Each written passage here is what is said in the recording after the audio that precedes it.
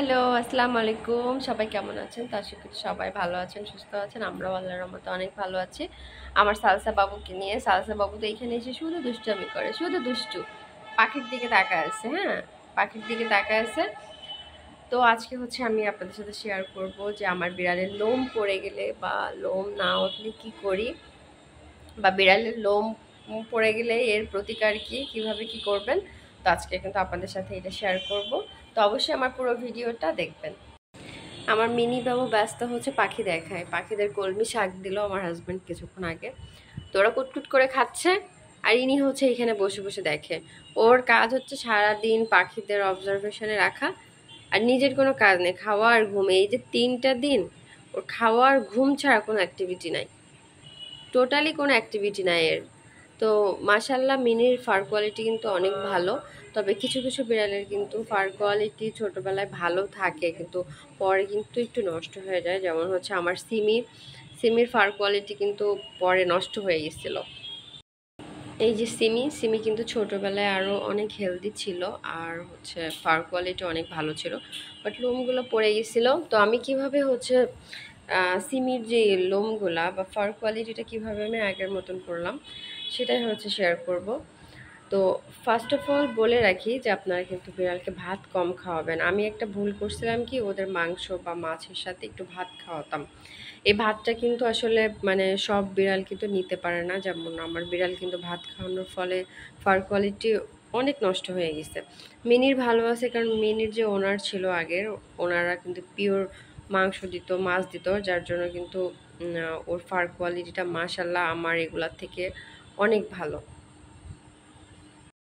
তো ভিডিওটা আমি আর বেশি লম্বা করব না, আপনাদেরকে বলি যে কিভাবে বিড়ালের ফার কোয়ালিটি ভালো রাখবেন। এটা হচ্ছে পেট সিঙ্ক। এটা আমি এটা কিন্তু প্রেগনেন্ট অবস্থা আমি সিমকে খাওয়াচ্ছি, আল্লাহর রহমতে কোনো সমস্যা হয়নি। এটা বিড়াল এবং কুকুরের এবং পাখিকেও দেওয়া যায়। পাখির মেজারমেন্টটা আমি জানি না, তবে 2.5 কেজির ওপরে হলেই আর কি 1 ml করে দেওয়া যায়।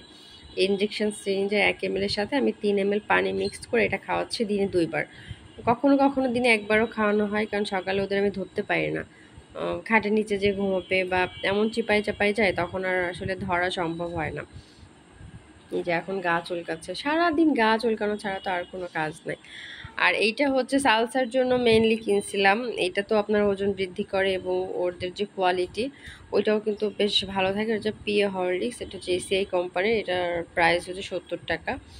তো এইটা খাওয়াচ্ছি। তো আমি হচ্ছে এই যে হরলিক্সটা এইভাবে করে 2 চিমটি নিব। 1 চিমটি, আর এই যে আর 1 চিমটি, 2 চিমটি হরলিক্স নেব। আর এইখানে আমি অলরেডি ইনজেকশন সিরিঞ্জের এই যে 1 ml পরিমাণ কিন্তু আমার নেওয়া আছে। হালকা একটু বেশি আছে, ওরা আবার ফেলে দেয় তো মুখ থেকে, এই জন্য। এটাকে ভালো করে মিক্স করে নিব। এটাকে ভালো করে মিক্স করে আমি হচ্ছে সালসাকে খাওয়াই দেবো, কারণ এটাতে কিন্তু ওজন বাড়ে, আপনার হেলথ গ্রোথ অনেক ভালো হয় এবং ফার কোয়ালিটি ভালো হয়। তবে এটা প্রেগনেন্ট বিড়ালকে খাওয়ানো যাবে কিনা এটা আমি জানি না সঠিক, তবে আমার মতে না খাওয়ানোই ভালো, যেহেতু সালসা প্রেগনেন্ট না, এই জন্য সালসাকে খাওয়াচ্ছি। কি হয়েছে? তো এই যে সালসাকে এই ওষুধটা, যে কোনো ওষুধ খাওয়াতে গেলে তাল ভানা করে। এই যে বাবু, দেখি দেখি তুমি ওইটা বাবু না, এই যে বাবুরে কিভাবে কোলে নি, কোলে নি, কোলে নি, বাবা, বাবা দেখি বাবুকে কিভাবে কোলে নি। এই যে বাবুটা আগে কোলে নি সুন্দর করে। ওকে ওষুধ খাওয়াতে গেলে খুব ঝামেলা করে জানি। এই যে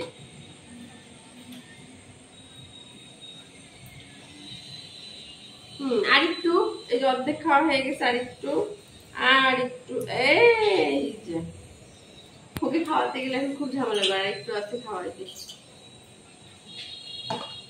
ওর হচ্ছে ওজনটা একটু কম, এই জন্য খাওয়াচ্ছি। আর যেহেতু আমি মিটিং এ দিব, ওষুধ খাওয়াতে গেলে ঝামেলাটা দেখেন। এই যে এই হয়ে গেছে, হয়ে গেছে, হয়ে গেছে, হয়ে গেছে, থাক থাক থাক থাক, হয়ে গেছে, হয়ে গেছে, হয়ে গেছে, হয়ে গেছে, হয়ে গেছে, ও বাবা।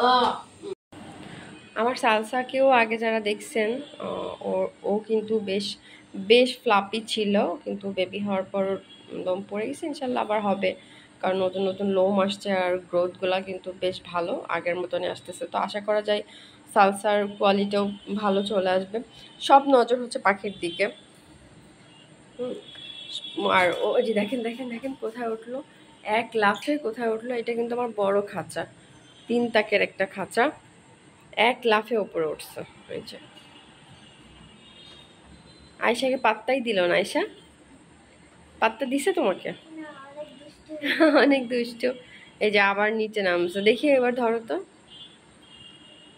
আয়শা বেশ আদর করে আমার বিড়ালকেও, সন্ধ্যাবেলা আসে এসে আদর করে।